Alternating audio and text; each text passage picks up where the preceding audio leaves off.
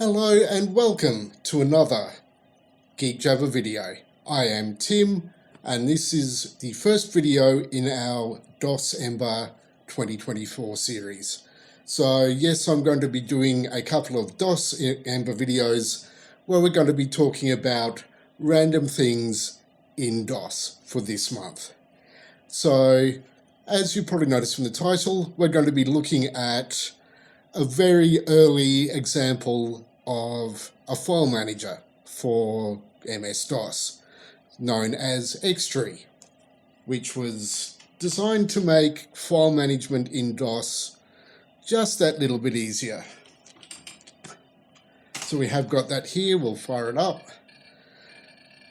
Now I'm not going to go through every single thing that you can find in XTree because that would be just dull and boring, but I'll just go over some of the basic stuff. So this was one of the first file managers to actually include this sort of, if you have a look at, if I can actually do the pointing thing up here, you've got the tree layout, and that tree was what basically gave it its name, and you've got your list of files down the bottom.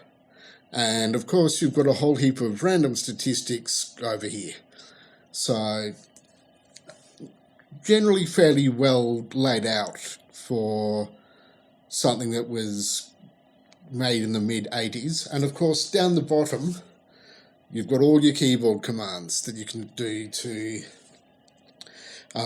basically do stuff with files and directories. Now this was a very big leap forward in 1980s technology. So this is stuff that's all familiar to us now, but back in these days, this wasn't necessarily a given until XTree came along. So XTree is one of the first proper file management tools to make things easy. One of the other things that actually came with it, not only was it a file manager, but you also had basically a simple menuing system. I've never really used this because, as you've probably seen from my other videos, I've already got a completely different menu that I prefer to use on DOS.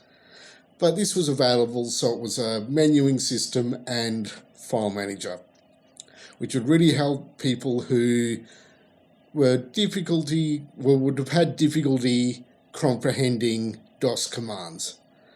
So I will basically go over one thing here. We'll go back to the file manager.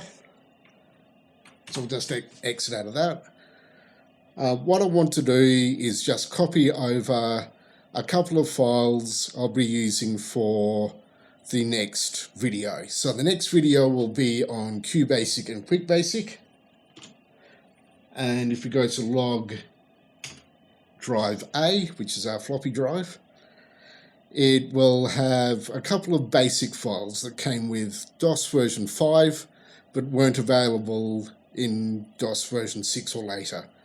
So we're going to copy these over so that these are available in DOS 6 for us to use in QuickBasic. So I've gone over to drive A, hit the magic enter button. You can tell I haven't used this in years. So enter button, we're now down in our file list. So you can tell that down here because the file is now highlighted. If we just tag those two, so you've got the tag option, which tells us what files we want to work with.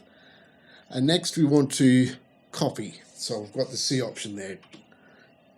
And we can have the option of renaming them. And to save on typing, I'm just going to copy them over into the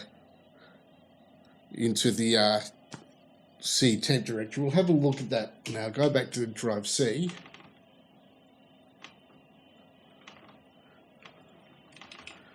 And go through the painstaking list of all the different folders I've got on here. and it's only copied the one file because of course it has. So let's go back over and fix that up.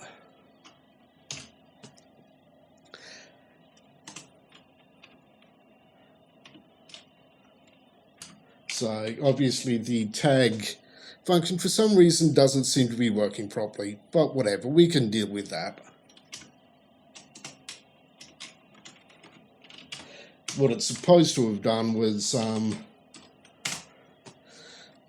just told it those tag files are the ones we want to copy, and it's supposed to copy them. But for some reason, that doesn't seem to be working. Whatever. But this was a little bit of a buggy, but somewhat better experience for DOS file management than straight MS-DOS. So that did help make things a little bit easier for those that didn't want to use command line, and really set the standard for what later file management software could do. So this stuff became very much standard throughout the years with things like Windows File Manager, which had that similar tree concept. So yeah, there's our general overview of XTree Gold. And as always, if you want to reminisce about stuff relating to XTree, you can do so in the comments. But I'll wrap this up here to avoid the video getting too long. So as always, you know what to do with that subscribe button. If you want to participate in our Discord or Twitter or whatever, links are in the description, so you can jump in there and join us and talk about stuff. But that's just our general overview of XTree. So I will see you in the next video.